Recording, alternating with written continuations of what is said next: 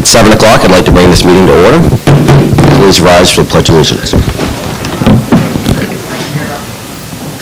pledge allegiance to the flag of the United States of America and to the republic for which it stands, one nation, under God, indivisible, with liberty and justice for all. Twyla? Yes. Roll call, please. Council Garrison? I understand he'll be a few minutes late. Council Bickford? Here. Council Ward? Here. Council Pesky? Here. Council La Rochelle? Here. Council Mason? Here. Council Lunt? Here. First item, please. Is the public hearing? We are going to start tonight. We actually asked the council and the school board just to bring the public hearing for the first public hearing is going to be in consideration for the $315,000 that we're actually looking for to replace the sewer truck. And so at this point in time, just to get this over with before we start our budget part, I would like to open that public hearing, and this is actually for consideration of the replacement of the vacuum truck for the town, a $315,000 figure. Anybody that has any input on that could actually go to the mic. You good, Todd? Okay. Dorothy Fitzgerald, resident of Lisbon Falls. I wasn't going to say anything, but what exactly does general obligation securities mean? I don't know, so I'm asking. Basically, what this means is the town is going to be obligated to pay that. It's actually going to be done in actually a lease purchase agreement, so it's not a all at one-time figure. But at the end of the day, it is over $100,000, so the town actually has to have a public hearing on it and put it out for the public to understand that we're spending over $100,000 on an item. It's just part of our charter policy. What are the terms, the length of the lease purchase, and interest rate and payments? What this proposal, it's actually for a maximum of $315,000. The final figure has not been done yet because it still needs to go out and be finalized. I So understand at that point in time, that lease agreement will be done based on that total figure. The total figure that as a council we approve is a maximum amount of the $315,000. But you must have an idea now what terms you're looking at and what interest rate you're looking at, I would assume. I believe it's a 10-year. The interest rates have been very low. Actually, right now is a good time to get something for bond. The exact figure, I think, is based upon the amount and the bids that come through. The town doesn't have the details because that lease agreement has not been made yet. Will this come before will the town have an input on this at the time? And what are the approximate monthly payments on this going to be? I mean, this is going to be affecting our taxes, so I'm asking. Actually, Doc, the only people that this will affect is the people that actually pay the sewer. It's not actually for the general obligation of all the taxpayers of Lisbon. It's actually based in the figure that actually this is going upon has already been approved in our last year's sewer budget. So the sewer budget that's in place already is calculated for the amount of this lease payment of this total amount figure. So it's actually, this amount was approved in this budget, previous budget for the sewer department. What we are doing now is just going through the steps of actually looking to purchase the equipment. And part of that purchasing of the equipment is going out and getting ideas of how much it may cost. Then we come up with a total amount that we possibly could expend, and then we have to get approval for it. And once we get approval, then it's a diligence of the department heads to go out and get the final bid process and move it forward. But the dollar amount, just to be clear, the dollar amount the amount of this that is going to be paid back is actually through the sewer department. It's not for the general townspeople through regular taxation. Well, I'm a water and sewer payer, so in the interest of the public, is this going to affect our sewer bills? If it has, it already has. It's already in effect, the budget that's been approved for the amount for this. Thank you. Trying to educate the public. Thank you, Dot. Any other interest on the replacement of the vacuum truck? Miriam, would you like to speak for the Finance Committee actually was? Okay.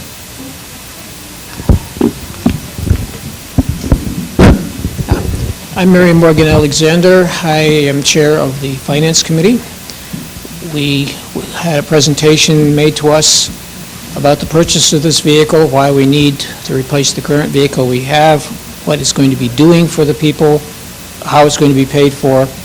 I polled the committee, and the committee agreed. We say yes, we believe that putting this out to referendum is a good idea. So it has total support of the Finance Committee. Thank you. Is there anybody else that had any interest in the public hearing part for the vacuum truck replacement? Seeing none, I'm going to close our public hearing. Next item, please.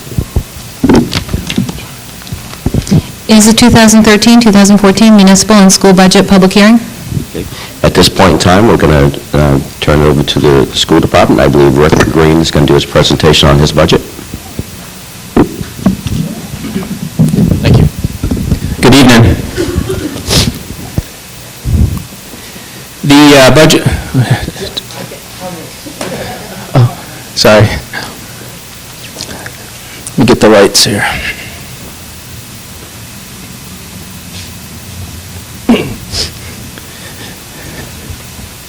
This presentation will be available online first thing tomorrow morning, so for those people that are in the audience or people who aren't able to attend, if they have questions, this particular presentation will again be online first thing tomorrow morning. I wanted to start, there's a number of you that have been participating this year with us. One of the things that we're working on is we're creating a new mission and a new vision for the school department. And the foundation of that new mission and vision is based on the fact that all students learn in different ways and in different time frames. With this understanding how much Lisbon schools evolved to meet the present and future needs of all learners.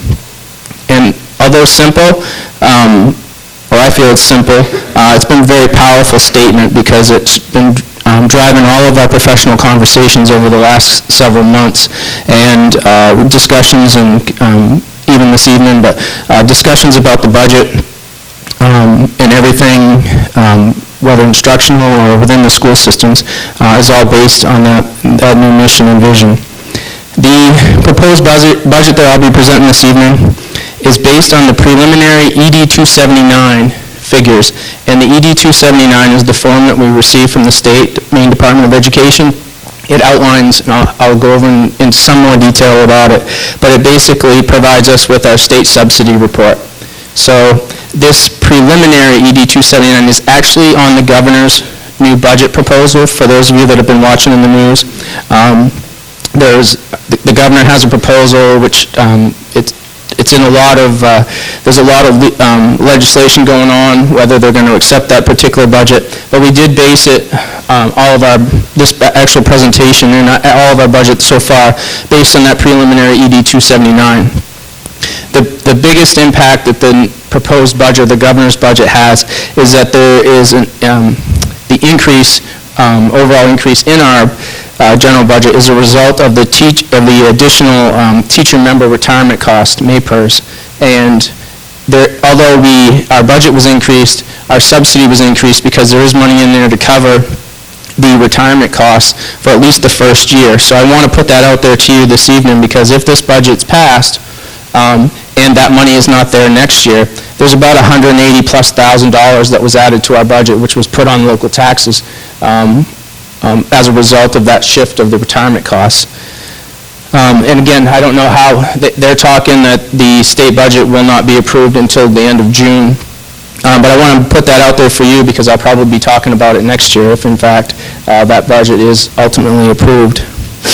The recommendations in this proposed budget include an overall budget increase of 2.2% or $310,019, and that's on the total budget. The total budget, including adult education, is $14,466,497. The local contribution is $5,712,936, which is an increase of 4.6%. And I'm going to go over, one of the things I did tonight is I broke down the actual budget with all the terms I'm going to be using this evening for those people, so you can look at this and understand, because what I have generally focused on isn't necessarily the total budget, because that does go back and forth. It's actually the local contribution and how much of an impact it's going to have on your taxes. So over the last couple of years, the percentage that we would focus on, or at least what we've focused on, is the 4.6% increase in your local taxes, not necessarily 2.2. So you'll see a number of budgets out there over the next several weeks, and I'm not exactly sure, they could be using their total budget. We're going to be focused on the local contribution because that impacts your taxes. As of today, this proposed school department budget will require an additional $252,862 in local contribution, which equals about $55 per 100,000 of evaluation. Now, I want to put this out there because I know this is, every year it's a little bit different with the budgets, but this year I know that the school department side of the budget is actually coming in with an increase. Just so you know, with as many employees and programs and services that we do have, the general operation costs each year is roughly around $250,000. There have been a number of variables that have impacted this budget because it actually started out much higher than that a few months ago when we first started this presentation. So I just want the community to know, I know that the town emphasizes what their general operation costs are every year, and we always say this is what our general operation costs are, and that's primarily just salaries and benefits. And if you look at the blue sheets, for the most part, and I'm going to point out a lot of the new money and the transfers that are part of that, but for the most part, it's the majority of our costs are salaries and benefits this year. So I wanted to point that out, that our actual operational costs each year are going to be close to $250,000. The school committee understands the impact this budget will have on your taxes.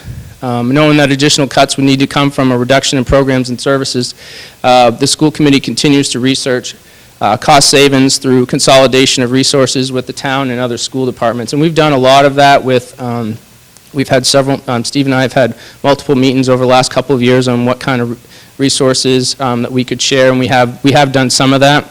There really isn't, unless somebody either resigns or retires or there's an opening, those opportunities are difficult unless you force them, and we haven't been to that point yet.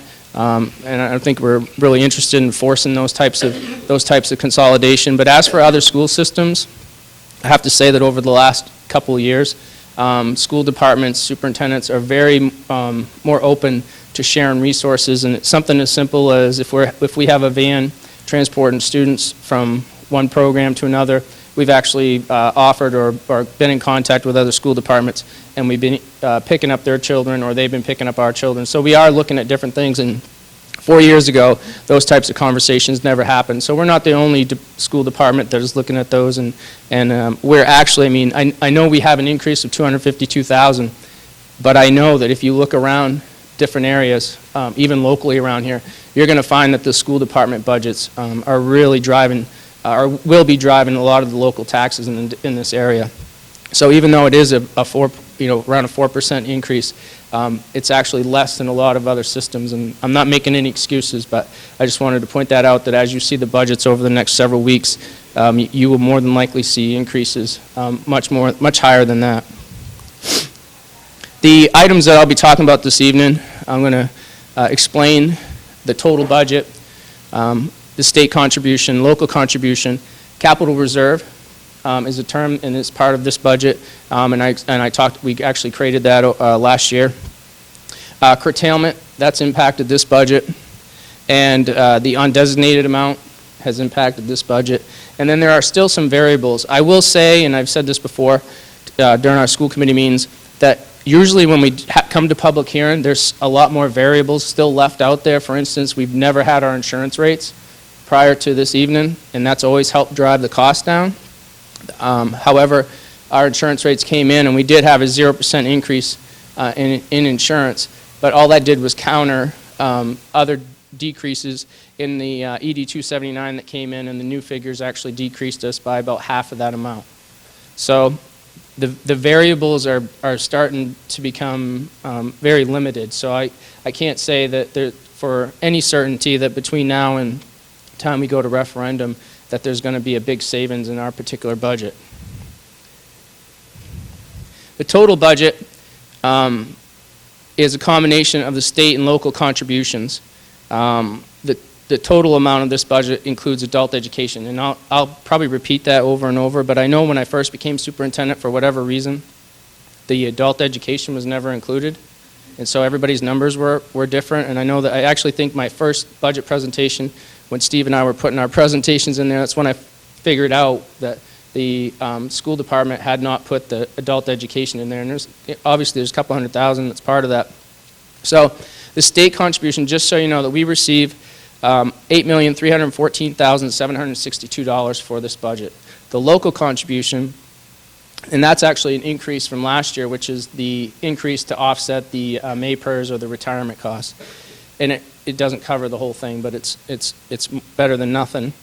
The local contribution, again, is a 4.6% increase, so the total budget is $14,446,497, or 2.2. So, as I said before, sometimes we talk about total budget, some systems. However, here, we're focused on the local contribution, because again, that's what impacts your taxes.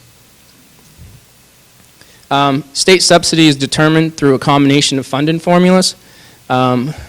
And again, the state contribution is a little over $8 million. The biggest part of the state contribution, or the funding formula in that ED 279, is actually, it's called Essential Programs and Services, and if you've heard me present on this before, the Essential Programs and Services is a model. It's basic. This Department of Education will tell you that it's just a recommendation for services, but anything that you provide for services and support that goes over the essential programs and services, you have to raise that money locally.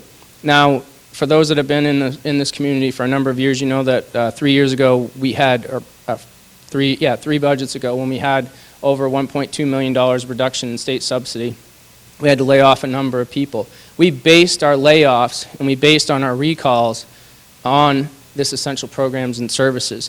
Now, this EPS formula focuses on teachers, guidance, librarians, health, ed techs, library ed techs, clerical, and school administration.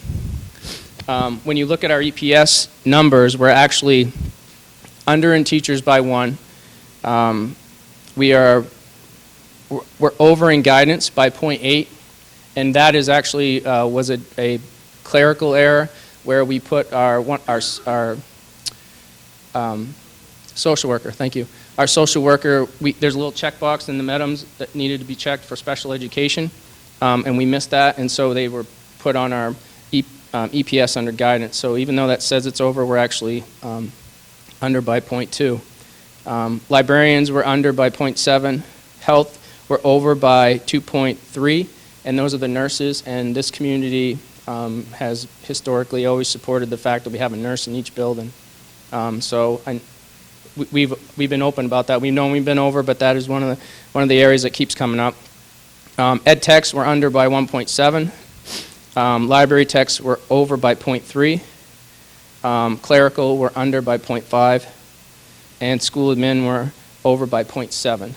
And we listed as 5 administrators, but we actually have 6 because we do the half-time assistant principal athletic directors, which is something we put in place a number of years ago.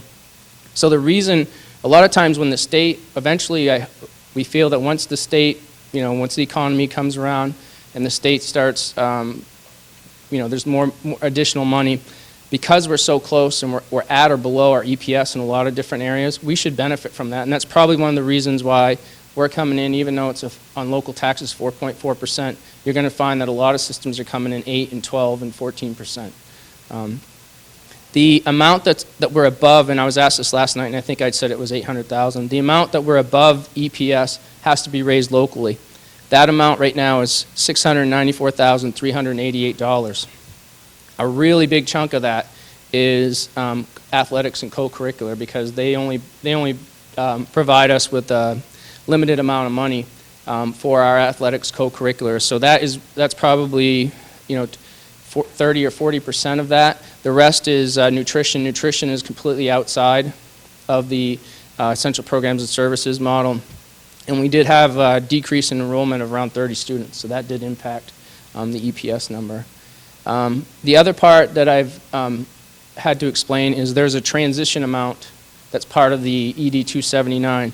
And what the transition amount is by law, the state is supposed to fund 55%, provide 55% funding for school systems, and they've never reached that. So anything that they're under 55%, again, has to be raised locally.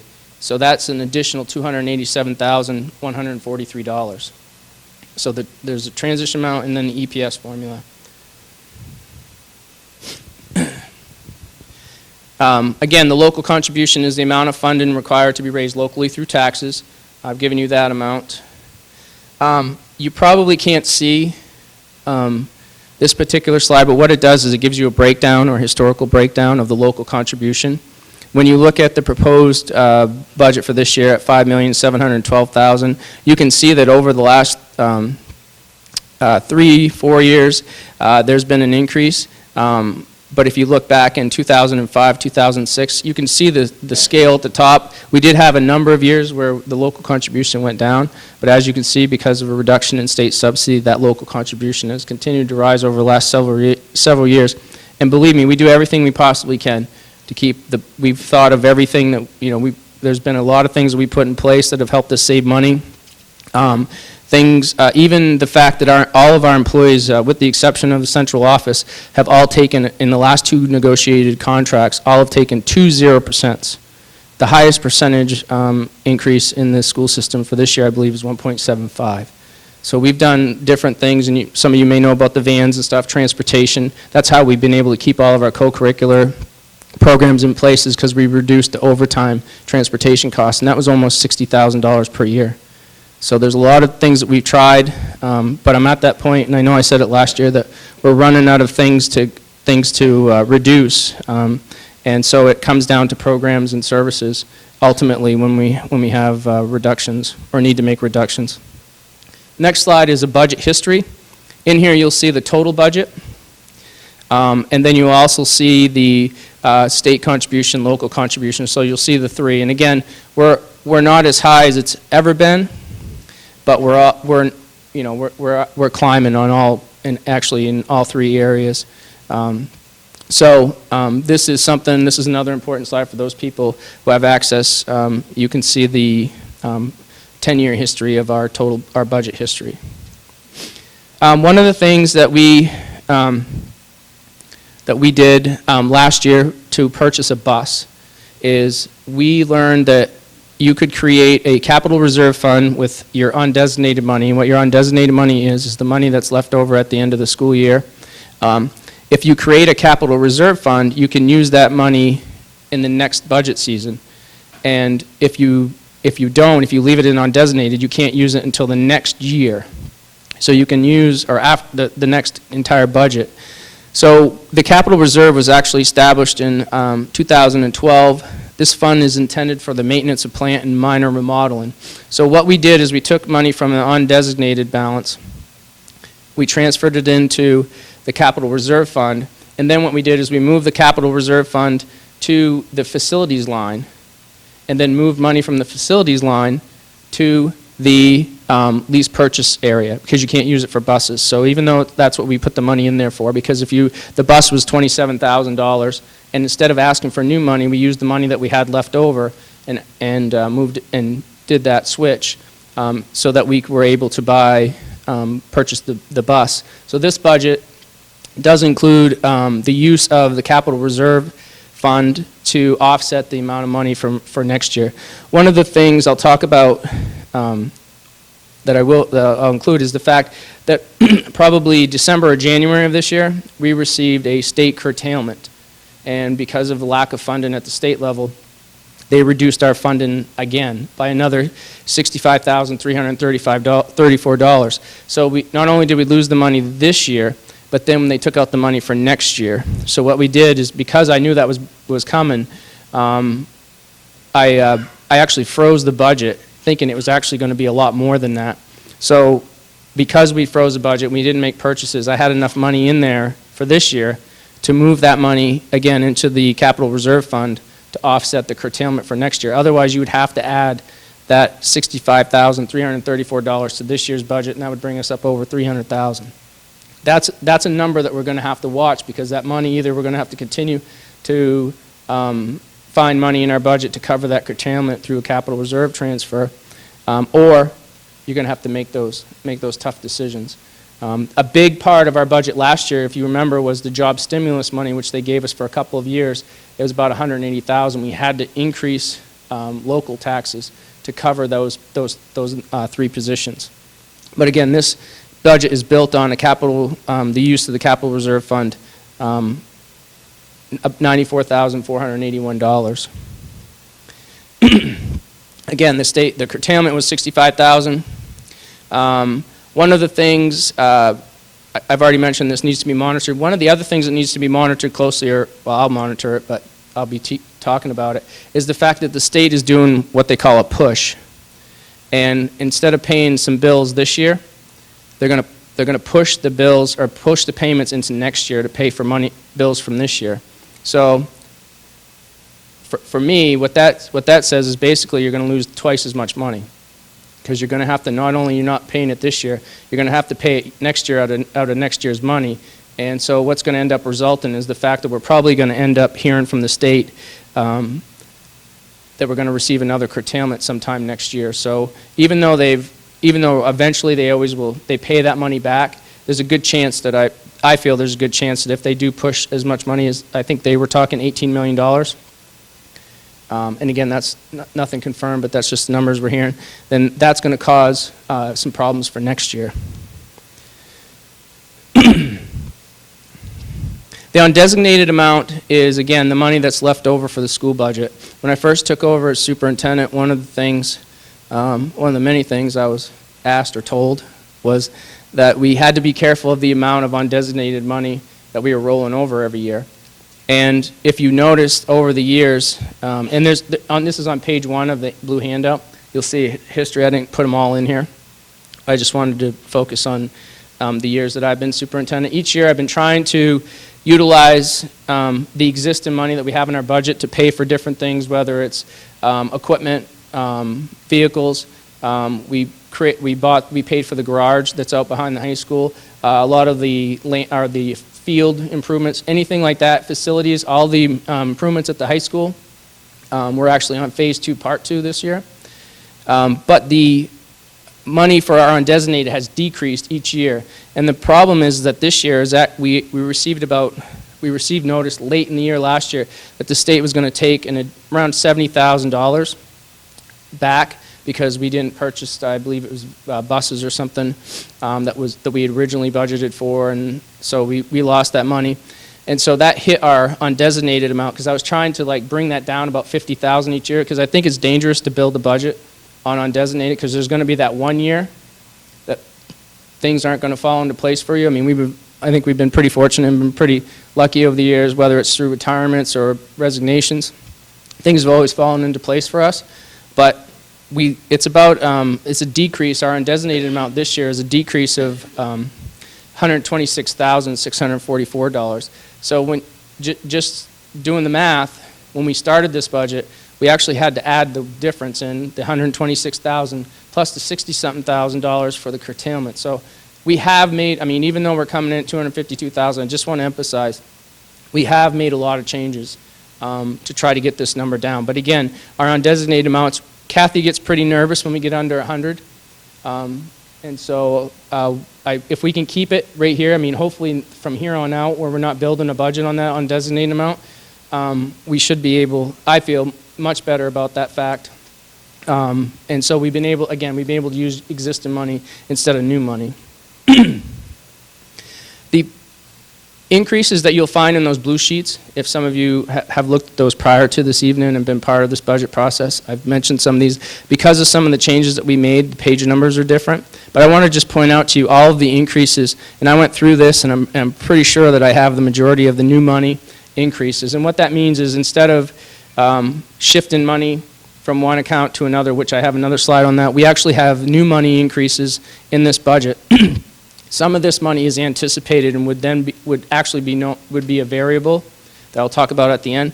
The first one is on page 4, under the health nurses. Because of a resignation, there's anticipation or potential to have an increase in health insurance of close to 20,000, health benefits of close to 20,000. On page 5, under improvement of instruction, there's a $4,000 increase. That's actually the WMEC dues and Western Maine Educational Collaborative. That's where a lot of our students and a lot of our professional development is handled. Our virtual high school, things like that, we have to pay the membership for that. On page 6, you'll see an increase of $25,428 under curriculum for professional services. That is the consumables and the money that we had to spend each year for Read 180, Everyday Math. There's a number of programs that we have in place, and we've been covering that with supplies, but when we cover it in supplies, then it takes away from the classrooms, and it's one of those things, and I'll be talking about our report card this evening. It's one of those things that we really need to put time and resources into to make sure that we maintain it. On page 12, under my line, there's a $7,954 increase in tuition. If you remember last year when I presented, I was applying for doctoral programs, and so I'd put money in there, and then some people asked if I was in the program. I hadn't been accepted yet. I wasn't accepted until June, but as a result, there's an increase there because I am accepted now, and the program actually goes year-round, which I didn't know when I signed up for it. But it actually goes through the summer, so there's an additional cost there, and I wanted to point that out because I know it was brought up last year. Under Community Relations on page 13, the Community Resource Coordinator and Grant Writer has never had a budget. For those of us that are going to be part of the volunteer banquet on Thursday, there's always been money that's had to be taken from whether it's the soda machines or juice machines or whatever. There's always scrounging around trying to find money to do that, so it's actually new money that's in this budget. In administration, on pages 14, 15, and 45 under insurance, there's anticipated increases in insurance, health insurance for the administrators, changes in plans, and potential changes in insurance. In the business office, on page 17, there's a $9,915 increase. That includes a change of insurance plan and also includes, I believe there's about $2,000 for software, for our business or accountant software upgrade. And that's an annual fee. And then on page 41, there's a $15,000 increase under professional services. That is for the Region 10, sending our students to Region 10. That's something that we started last year. So again, that's new money. In transfers, and I have a number of these throughout the budget, which some of you may have pointed out, I might be able to answer these before. There's some equity, and that means, for instance, if there were, with the administrators, if one administrator had $300 for books, another one had $500, $400, I equal that out. So it didn't increase the bottom line, but it made it equitable throughout. Dues and fees and travel, conferences, they rotate with administrators and directors, and you'll see those. So you'll see an increase in one line, decrease in another. And the multiple staff assignments, when we change buildings, the money has to go with those staff, so there's like big increases in some places and decreases in salary in other places, and that's one of the things. Under curriculum, you'll notice an increase. It looks like an increase of $13,270 on page 5. That's actually, last year we had a late retirement at the high school, and as a result we put in a technology integrator and added money to the curriculum line. Even though if you look at the actual money that was expended, and what was budgeted, it still shows up as an increase. So it's not that much of an increase, but it's an increase because it wasn't budgeted for last year. So that's a movement. It doesn't impact the bottom line, it's just a shift from other lines. The technology integrator, you'll see there's $69,928. That's part of that retirement. We were able to add that and then add the difference, add the curriculum money for that particular position. That's on page 10. Heat and fuel, you'll notice on page 19, it shifted from LCS to, I believe, PWS, and those are actuals. Transportation on 23, 27, and 45, we shifted one of our custodians, actually started driving the bus, so we're required to report them differently, so you'll see a decrease in transportation, and then an increase in transportation, decrease in facilities. Under nutrition, there was some changes of assignments. We had a retirement, and we shifted one of the workers from LCS to the middle school, and that caused a big change in insurance and benefits. That's on page 25. Special education from 32 to 36, there's a lot of different changes in there, but it was more reassignments of ed techs between the buildings. And then the Gartley Street program, which is our alternative ed program that's down at central office. On page 42, you'll notice that there's an increase there, but that money was actually reduced from the high school supply line. So those are the transfers. The variables that I talked about earlier, anticipated actual resignations for what we're already past the point where people who can retire can collect the sick day buyback retirement benefits, so probably won't be too many retirements. There could be an unexpected one. But we get resignations and stuff, and when we fill those positions, those things, sometimes if people come in and they don't need health insurance or whatever, or if they do need health insurance and we didn't have it budgeted, then that can impact it either way. Special education student enrollment, that changes every day, every week, so that could be an increase or a decrease. State subsidy, depending on if the governor's proposal is passed. And anticipated revenue, generally that comes in over the summer, and sometimes it's main care, and to be quite honest, years ago, we'd probably get 200,000. Now we get like 20,000. So you can't count on that, so you shouldn't build your budget on that, but that's possible for some other variables that could happen between now and June. Again, the overview, this budget will require a local increase of $252,862, which is $55 per 100,000 increase in your taxes. I know you'll have questions about the budget, but one of the things, this is one of the few opportunities I actually get community members in the same room. And I always talk about and I'll be talking about this on Thursday with the staff during my faculty meeting, but for those that have been watching the news, you'll know that the state now has a new performance grading system, an A through F.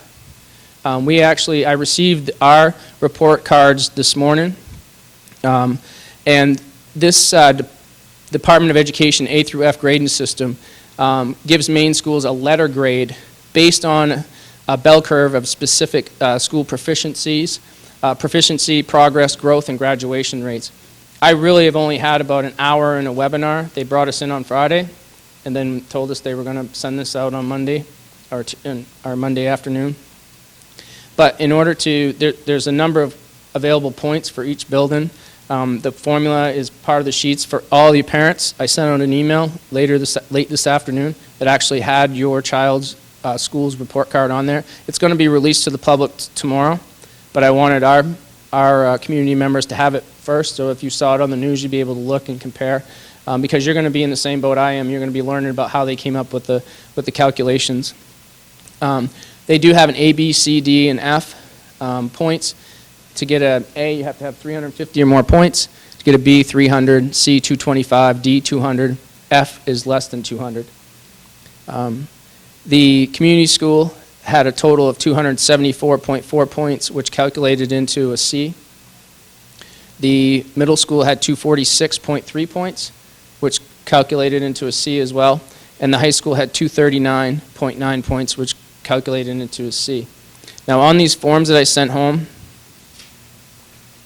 it gives you a number. It gives you some information. It also gives you the number of schools. Because it's a bell curve, a certain percentage of schools had to be high proficients, or A's and B's, and then they had a number of schools that had D's and F's. So to give you an example, there are 235 schools at the elementary level that have C's in the state of Maine. There are 48 with D's, 34 with F's, and then as A's, there's 50 with A's and 55 with B's. And so all three schools are right in the middle, and the state grade is a C. And I know that in my letter, my email I sent out today, my expectations for the school department are higher than that, obviously, and we're looking at a lot of the things, interventions that we put in place, whether it's pre-K program that eventually over time we'll see, we feel and we know that there will be a improvement with students. We also have a lot of, whether it's Read 180, everyday math, we have some interventions in place there. We have Jobs for Maine graduates. We have the Gartley Street program, which quite honestly, our graduation rate at the high school is one of the reasons why the high school received so many points, because the graduation rate went from 70% last year to 90-something% this year. So, and I know I made that public, but that's one of the big pieces of the high school is the testing and also the graduation rate. So those numbers are available. I'm not, again, it's just the foundation. Now we know what the targets are. One of the things that we have to focus on is that a big portion of these scores or grades are focused on the lowest 25% of all your students. And so we really have to make sure that we have those interventions in place. And again, this budget includes a big cost, or $25,000 plus in curriculum money that we need for those interventions. That concludes my presentation. I don't know if they're going to do questions for me first, or, huh? Do them all together? Okay. At this time, we'll have Steve do the municipal side, once he actually switches over to the computer. And if any of you have any questions after this evening, again, please feel free to contact me, and we'll do our best to answer those for you. Whoops.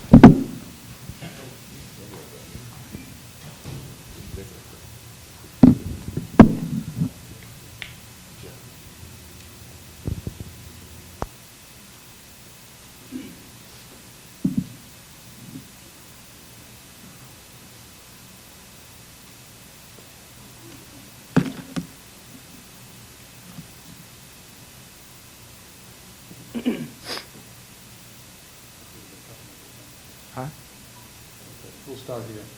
This is the first slide. This year, the municipality has been confronted with a very difficult budget. We've had 4 difficult budgets in the last 5 years. This year is even more difficult. The non-tax revenue we have, which is not driven by property tax, but it comes from the state. And like Rick had said, if you're all listening to what Governor LePage is asking for his budget, we are hoping it does not happen, but if it does, we'll lose $820,000 in our revenue sharing, which will have a major impact on our budget, but we're anticipating that it won't happen, but we are anticipating to reduce that.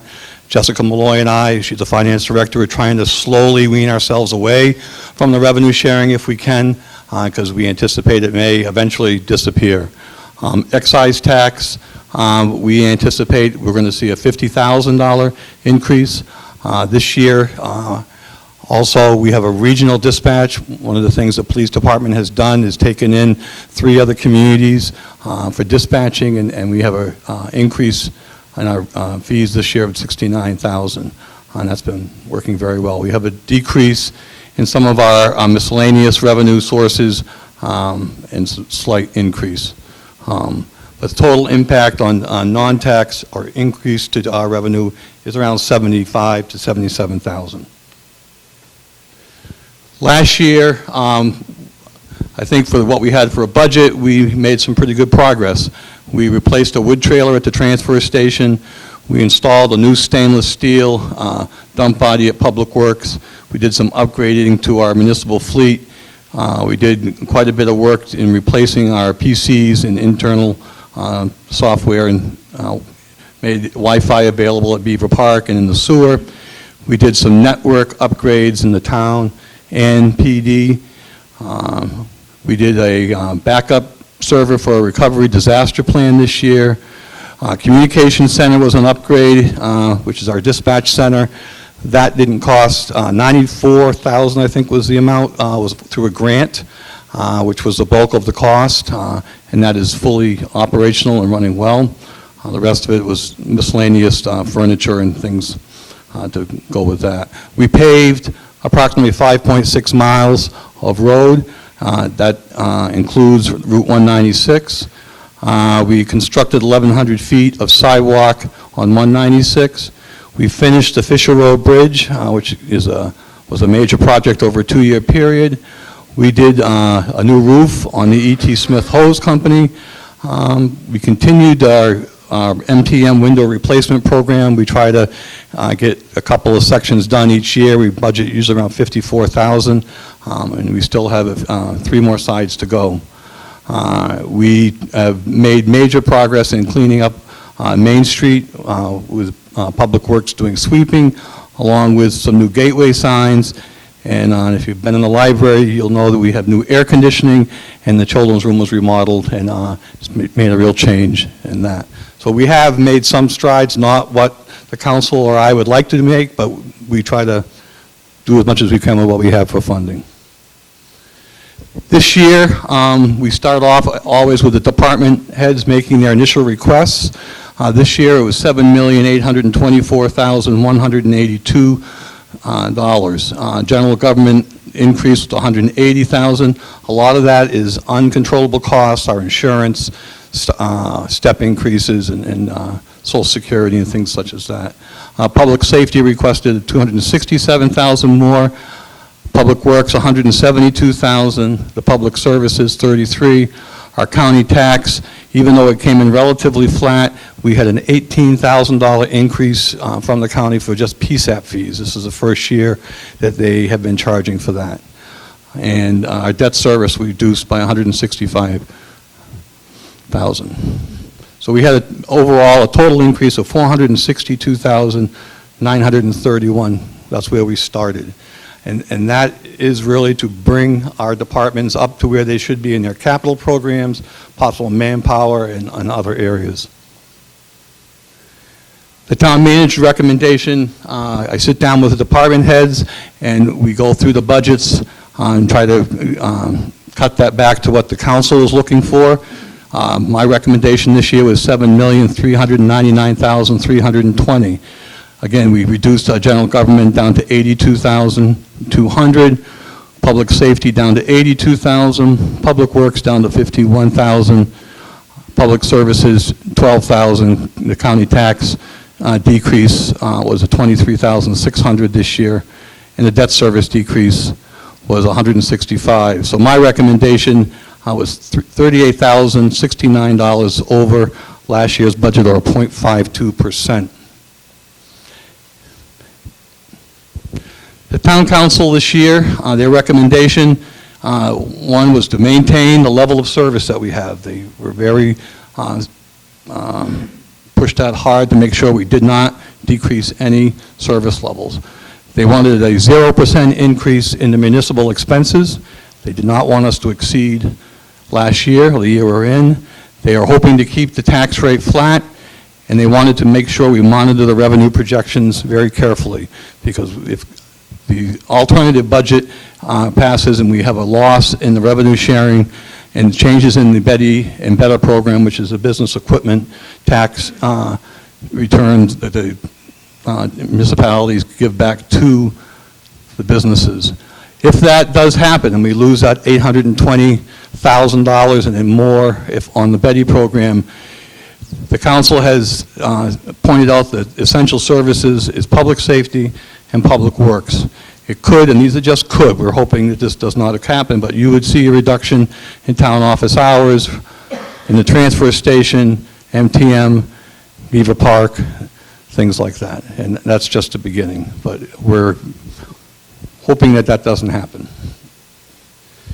Historically, our budgets have looked like this. On the school side, as Rick had shown in some of his charts, are very exact same.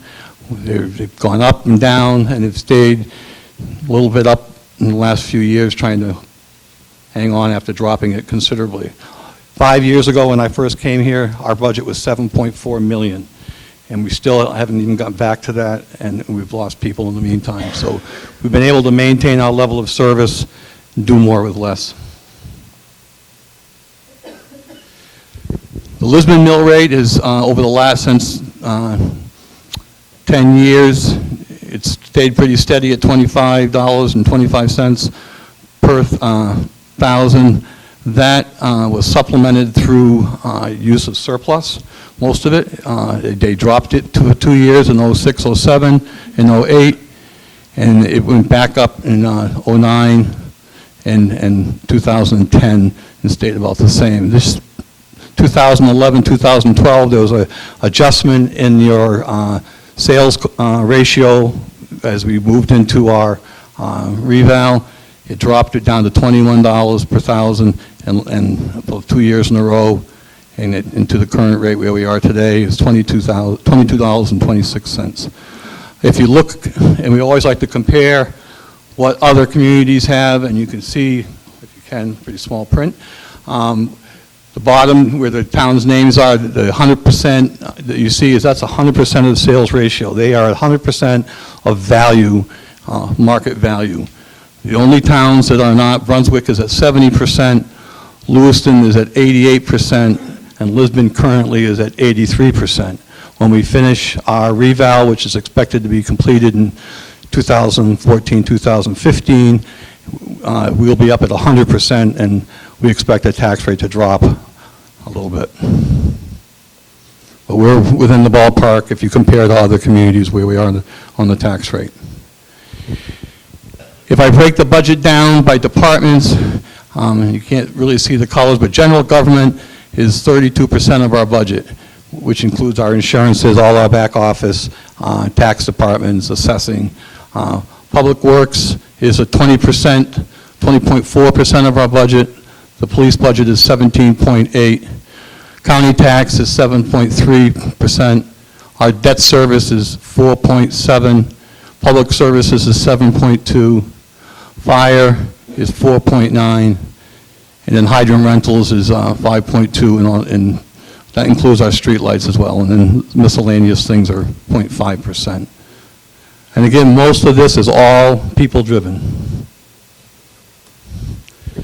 The breakdown by categories, wages, of course, is 39.4% of our budget.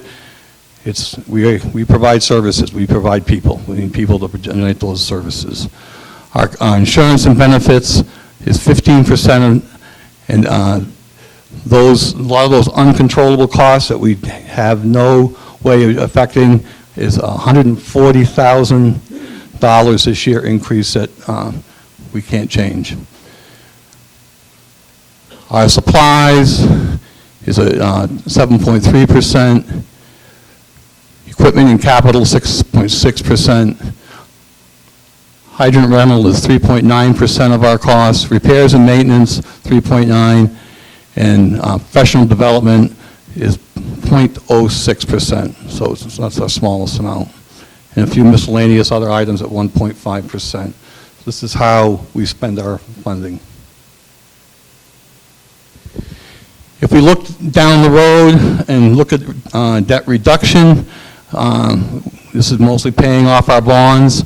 By 2000, we currently have approximately $14 million in bonds, and by 2018, it'll drop down to $8,559,909, and hopefully we don't borrow any money moving forward.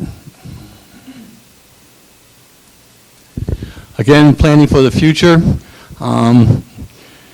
We have to rely on the revenue, find a way to find a revenue stream that's consistently funding our services. Revenue sharing may not be that one, and hopefully be able to lessen the tax rate by increasing businesses if we can and increasing value. The problems that we're facing are not simple, and we can't simplify them with temporary solutions. We have to find a way to solve the problems that we're having. We've been able to maintain all of our people, and most of what we've lost has either been people switching jobs or through attrition, and we've been fortunate enough not to have to lay people off. We have to look at alternatives, and Rick and I, like Rick said, we are always sitting down every year trying to find ways that we can share what we do and save each other money. And again, we need to collaborate and work with each other. So all comes out of the same pot. So that's where we are this year. The budget that the council recommends is relatively flat. We're about $20,000 under where we are today. The council will be back at the table next week and the week after to fine-tune where they want to be, but their goal and target is zero increase to our expenses. Thank you.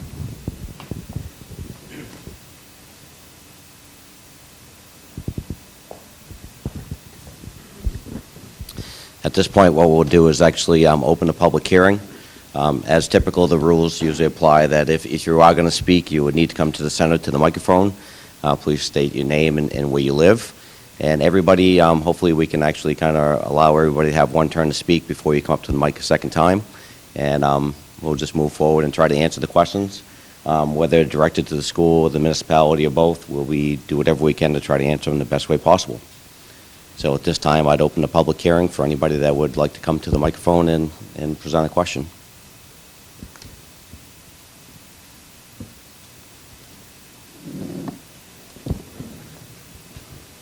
Larry Fillmore from Lisbon. Okay. I noticed that tonight we had a updated budget out there, and I appreciate that. However, working off of the last budget that we had, there were 47 lines of accounting which no funds had been spent year to date. And that totaled $46,124. Now, I looked in there, and yes, there are less lines now. However, there are still a lot of blanks in there where year-to-date is zero. We only have 2 months left, so we should be able to recoup some of those funds. Also, along with that, there are 130 lines of accounting in which the money spent year-to-date is half or less than half of what was budgeted out there. 130 lines, that's a lot of money. So I think we need to regroup and look at that a little bit closer. Okay, because once again, we only got 60 days left, or roughly. So I didn't count up the money value, but 139 lines is a lot of lines in which the year-to-date is half or less than half spent already. Okay? Now, the reason I brought that up is because last year, 52 days into the last budget, we had a carryover of $1.1 million. Now, I understand part of that was projects. I got it. Trails project was $321,000. Okay, that still leaves over $800,000. Part of that was carried forward was $100,000 for insurance. Okay, so what kind of project can you have in insurance? I didn't get that. Okay, we also, 52 days after the year started, transferred $145,000 out of 7 accounts and placed them in other accounts throughout the budget. Well, if those 7 accounts, which are still being budgeted, by the way, didn't need that money, we can gain a little bit there. But the point is that before we raise our taxes, the carry forwards and these transfers need to be taken into account so that we don't have to raise our taxes. Now, as far as the budget goes on the things there, we just replaced a motor in one of our police cruisers. And they're asking for 2 more cars to be replaced in this year's budget. Why doesn't the police department have a life cycle management plan so that the town only has to replace 1 vehicle a year? I mean, I don't see that we need to do 3 vehicles in 1 year. We're struggling with the budget. We need to save. It cost us $2,000 to replace that motor, and now we have a refurbished vehicle that was operational. So I really don't understand that. Okay, I think we could do with less vehicles swapping out this year. I noticed in the budget that the TIF payment line has no money in it. And that, last year, was $280-something thousand, and that's not included in this budget. And that's contractual expense, so it's got to come out of somewhere. So we need to count that in. Of course, we only used $165,000 of that to make our TIF payments.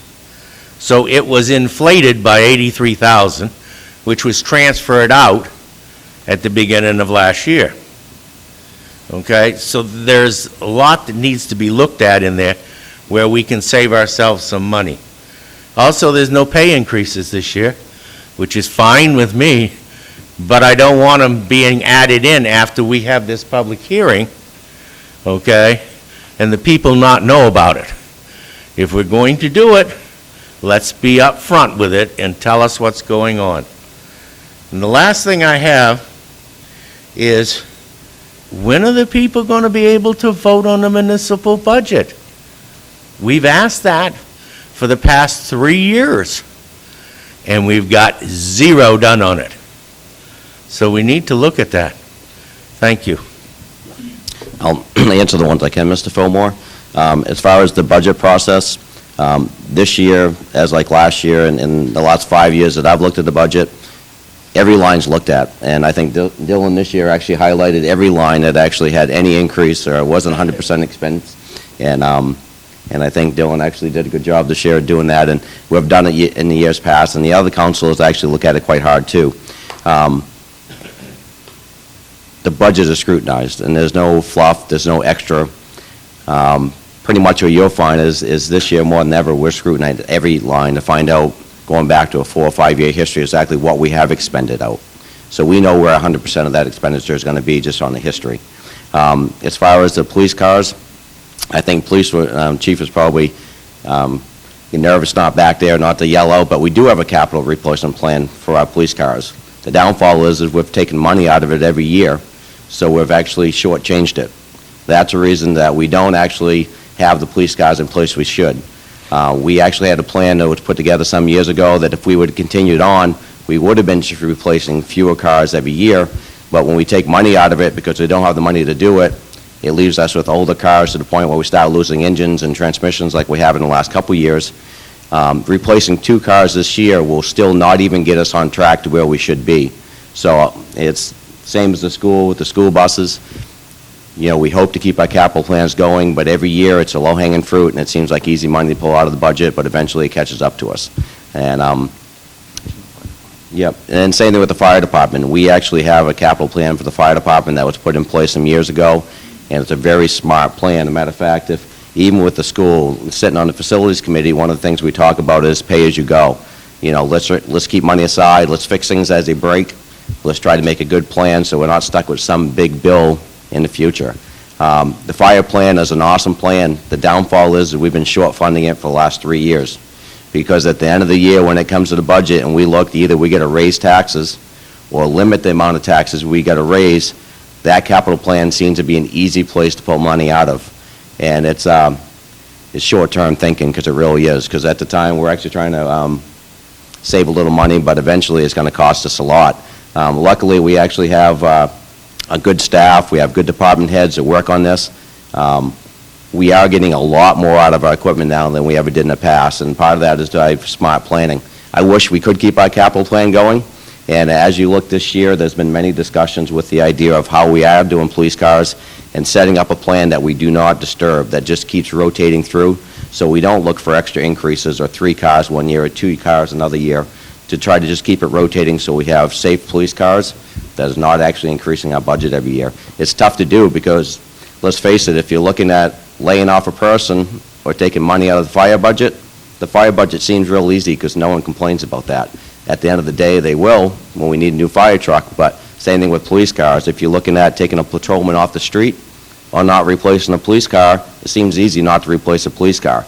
But eventually, as Chief has seen this year, you have police cars on the side of the road that aren't working with blown engines and blown rear ends and blown transmissions. Those don't do us any good either. So again, it is a balance, and you are right, and you do got to look at every line. And I wish we had $1 million extra at the end of the year just to carry over, but the math that you're doing in that just doesn't equate there's no extra fluff at the end of the year to bring over. It's unfortunately, I wish it was. But if you look at an undesignated account, it doesn't increase. It's basically just operational cost that gets moved. I wish there was simple math to make it easy, but it's not. But We are not actually fluffing the budget of $1 million to carry over to the next year. I wish we did, because after 3 or 4 years, we would have quite an increase of extra money, but unfortunately, I apologize, because there's no extra money like that to get moved forward. There really isn't. I haven't seen it yet, so hopefully, maybe someday it will come around, but I think our department heads in our school are doing the best they can to try to work with the money they have. The $100,000 that you see in our insurance line is for health insurance. We switched from our Maine Municipal, and we are now self-funded, so that money, if we save money in our health insurance, that stays there. We expect it to be cyclical. Luckily, right now, our staff has stayed healthy, and we haven't had any major illnesses, and they work hard on their wellness. But that's a reserve, and that's specifically for our health insurance. Thank you. Next person, please.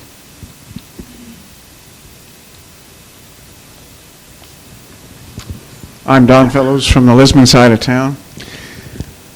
I can attest that to the fact that there's a lot of work gone into the budget. I'm a member of the Finance Committee, but I'm not speaking as that tonight. But in listening to all this work, both in the municipal side and in the school side, I think there's, for a politically correct term, there's a woolly mammoth in the room. And I think that one is the unknowns that deal with the governor's budget proposal. What I'm hearing from the school department is a $180,000 proposal that has been figured into the budget this year, if I'm correct, which makes our local share up $252,000 and not more. On the town side, I'm hearing that if the governor's proposal does go in any part or any way, we're going to have reduced income or revenues over what we expect. So on one hand, it's good for the school department if it does go, at least for this year, and it's bad for the town. On the other hand, if it's good for the town, it's bad for the school department. My question is, does anybody have any fairly accurate feel of where this is going, both either in the school side or in the municipal side, or both? I think if you had a crystal ball, you'd probably be able to answer the question for us. I mean, that's something as a council we've been really pushing Steve for and working with our local representatives. And really, even at that point, I mean, it's really an unknown. There are discussions, and it's in a lot of discussion going on in the state, and it's on both sides of the aisle. We were really scared this year, because if we actually lost that $800,000 worth of funding, which still could happen, or a portion of it, that's direct revenues to the town. So on top of what the school's looking at now, I mean, if we lost $800,000, that would probably be split somewhere between the school and the municipality. So the school would look at probably another $400,000 worth of cuts, and the municipality look at another $400,000 worth of cuts. And to be honest with you, it would actually devastate both areas. I mean, we would actually be down to just essential services, which would be tough. The other possibility on that would be the idea of raising taxes to balance it, and to raise taxes to balance the $800,000 plus the increases that we're already looking at. It would be about 2 mils, which it would be devastating.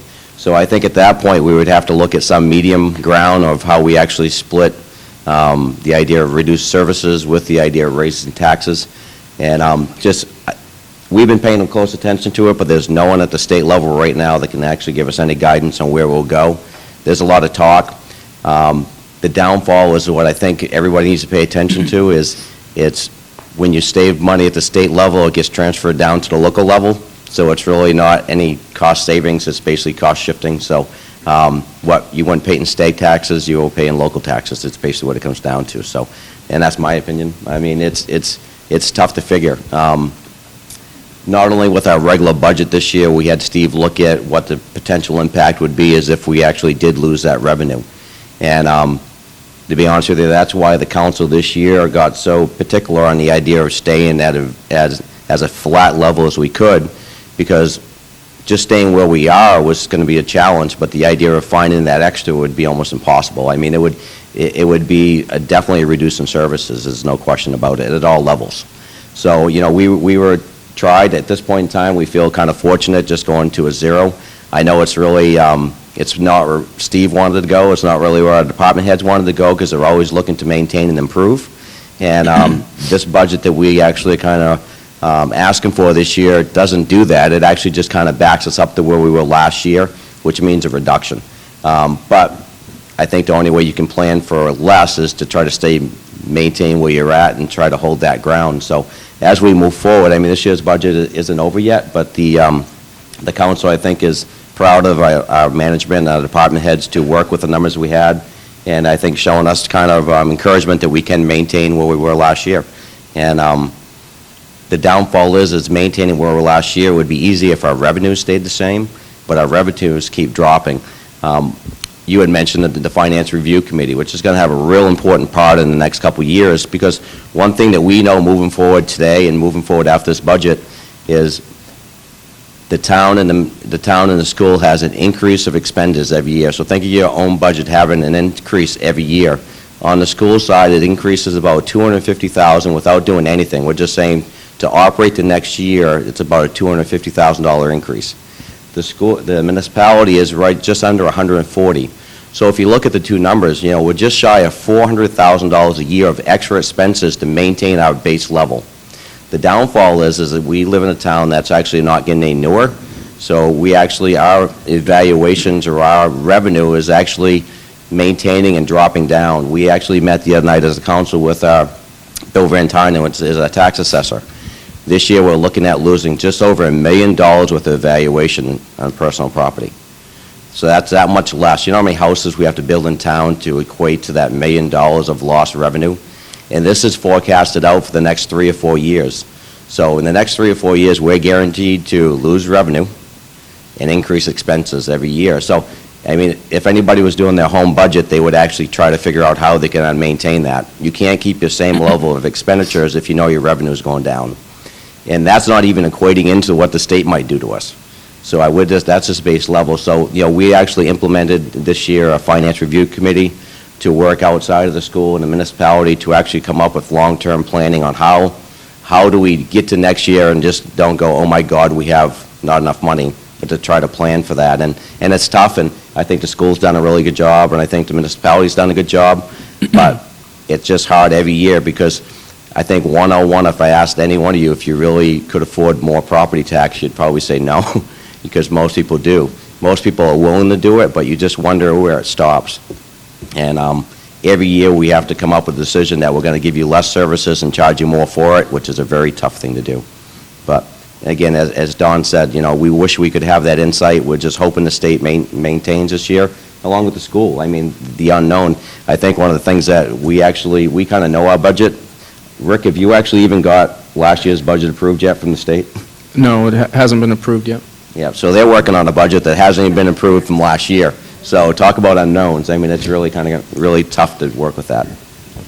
What we're hearing, Mr. Fellows, is that from the Deputy Commissioner, even though because of the retirement benefits are added, and they increased our subsidy, it wouldn't be, if the governor's proposal doesn't go through, we've done the math, even though they were reluctant to give us the actual figures, it's going to be roughly the same. It's just going to be a decrease in our overall revenue and an increase in local contribution. I believe that's how it works. So it's almost a wash for us. So I don't know, Fern, if the 400,000, it's still would be around 250,000 either way. I don't know where the 400,000, unless the town council was suggesting that we would take over half of the 800,000 difference, or That would just be go ahead, Steve. No, that 820,000 that we currently, this year, it's only 740,000. That is used to also calculate in the tax rate on both of our ends, not just the towns. So we have, I think it's 2.8 million in revenue that we use in our calculations for both municipal and educational. So in the end, we both lose, because that's how they use that 820,000. Just for, if you are concerned, which you should be, we all are, talk to your legislators, Garrett and Dale, and I think it's Emily. They probably don't want to hear my voice in phone calls anymore, but there's a competing tax reform bill out there that representative from Yarmouth is proposing. What we're hearing from legislators and what throughout the state, and managers, they don't expect the full 800, municipal revenue sharing to disappear, but they are gambling that probably part of it will disappear. So that's why we're anticipating a drop of 40,000 just to start. The deputy commissioner also has said that in one form or another, it may not be this proposal, but the governor's would potentially veto a budget. And so in some instance, that original proposal is there's going to be some part of that that's going to be part of this budget. So that's what we're hearing.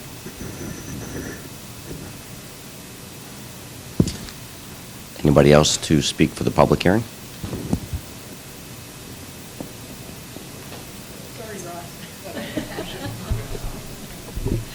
A couple of questions or comments.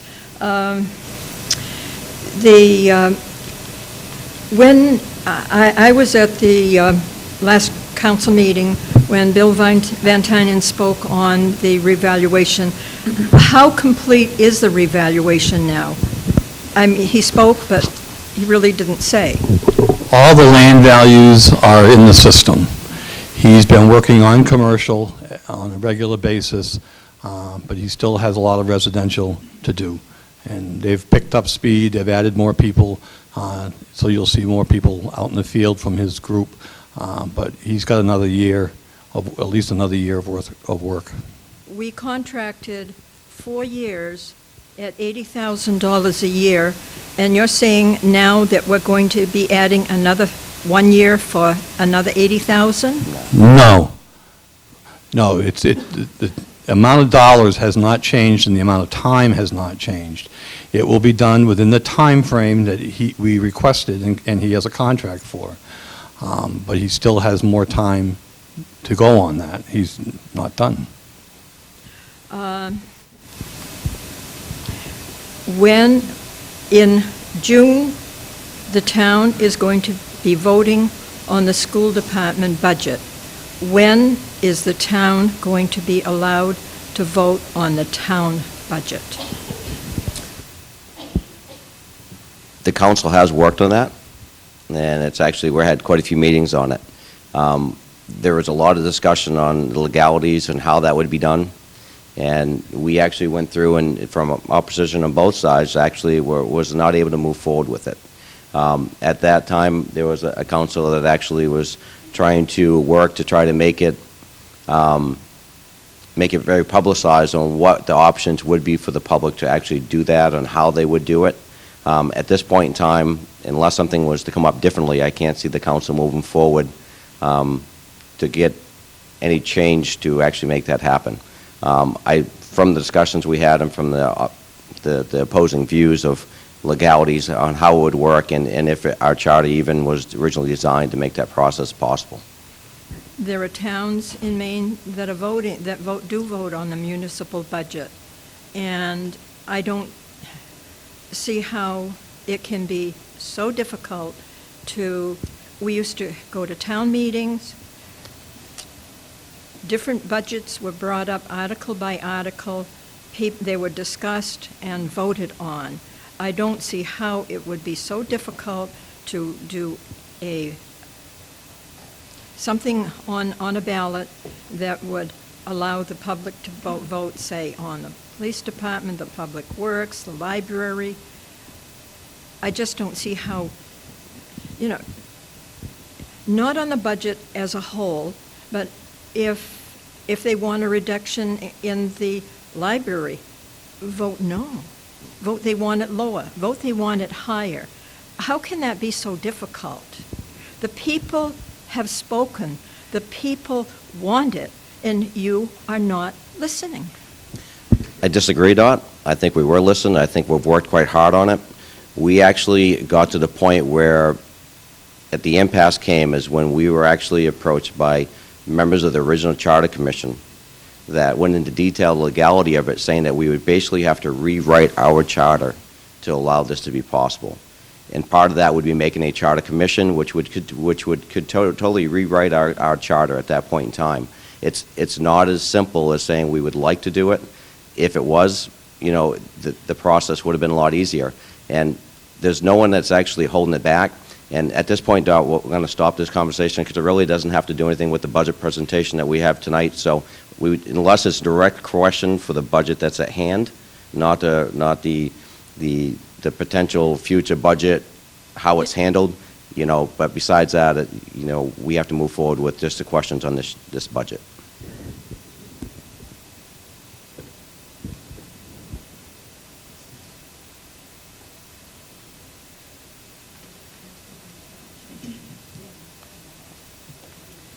My name is Michelle Houston. I've been a taxpayer in this town for 17 years.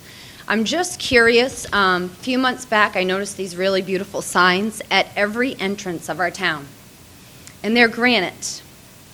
Can somebody tell me how much the line item was for those signs? Because it's not just one or two, it's like 4 or 5 or 6. And as a taxpayer, I know there's a lot of cuts and a lot of things that need to change. And I personally would like to know how much that cost. $1,400 each. The signs themselves are about $1,400 each. Last year, we actually, as a municipality, were actually working with business people in town and some of the groups actually to make a visual change in Lisbon to try to make it a better place to drive through.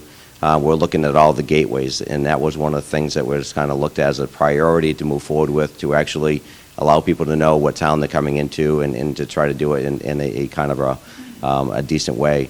The signs themselves there was a lot of time put into the cost effectiveness of the signs and how we can get the best signs. The downfall was we actually even had to replace one recently, working with the sign company, because a strong wind actually broke it. We probably. Yeah, they're not quite as strong as what, that, we didn't spend all the money we probably could have on the signs, but we were trying to go nice, being kind of somewhat reasonable price-wise. There's a lot of things that we tried doing last year to work with the idea of improving the looks of Lisbon. There was a lot of questions even on, like, the school, the new sign out front, the lighted sign. And, it was very expensive, but I think it was money well spent, because I think it does give a nice image of the town as you're coming through. We've been, as a council, been approached by a group in town, the Positive Change Lisbon, saying that we need to make Lisbon look better. And the signs were one of those attempts to actually try to do something so when people drive through town to see that we're actually trying to improve our image and try to look better and proud of our town. And they, I think they actually achieved that to a certain point, but that is a hard balance when you start looking at the idea of what do you expend money on and what you don't. We as a town, we had a meeting here quite some time back, and there was some business groups from communities around us came in to basically tell us how our town was. And one of the biggest things they told us was, driving through 196 is the image of our town. No one goes on the side road, so we really need to make that look better. And that actually, they gave really kudos to the school for improving the front of the school, because they said that made just a tremendous look. It might not have changed anything within the school, but it actually made the appearance of Lisbon not just being stagnant. It made it very visible. We actually asked them at that point in time, what does it take to bring quality businesses to town, to actually help increase our revenues, to actually help our budgets and make a better school? And, they agreed that one of the first things a business looks for before they relocate an area like ours is what it looks like when you drive through and what type of school system it has. And if it doesn't look good and the school system isn't good, odds are people have a hard time relocating to the area. So it's tough to balance it, the idea of actually keeping taxes down and having things that look good. And I think we're trying to do a good job. I don't think we spend the original plan was to have those all landscaped around and make them look really good, and this year we're actually getting private donations and groups helping to actually landscape around them, because the landscaping would have been almost as much as the signs was. So some of them look a little bare this year, but as time goes on, we're going to try to do the best we can to make it look good on the cheap, I guess. That's what we're kind of trying to do.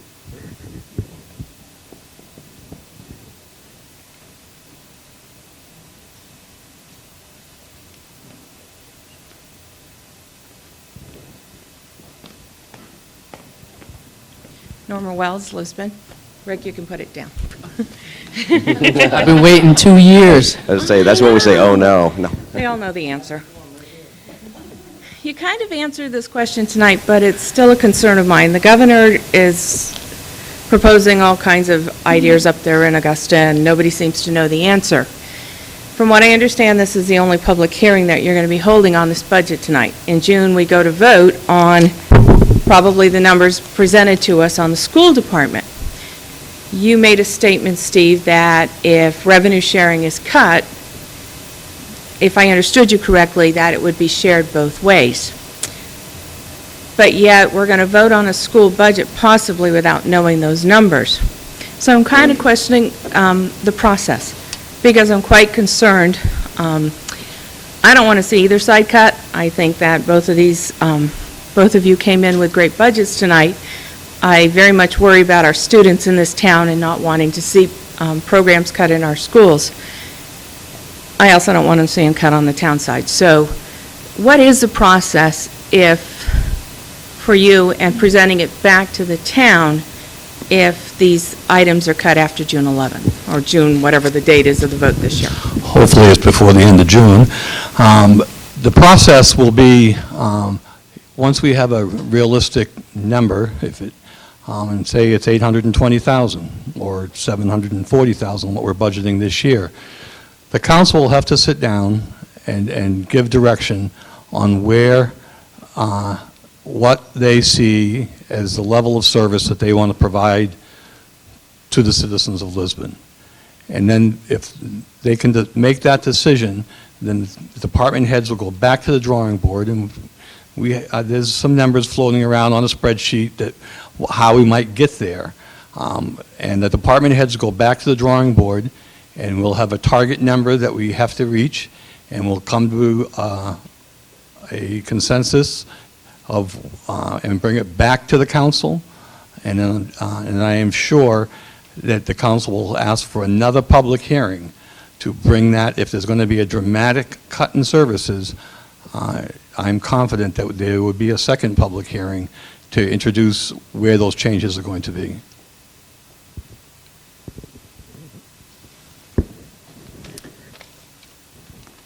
Ross? Good evening. My name is Ross Cunningham from Lisbon Falls. I did write some notes down, but some of this has changed since you've all spoken. I appreciate that. First, I'd like to thank you both for all the hard work you guys have done. This is not an easy process, I'm well aware.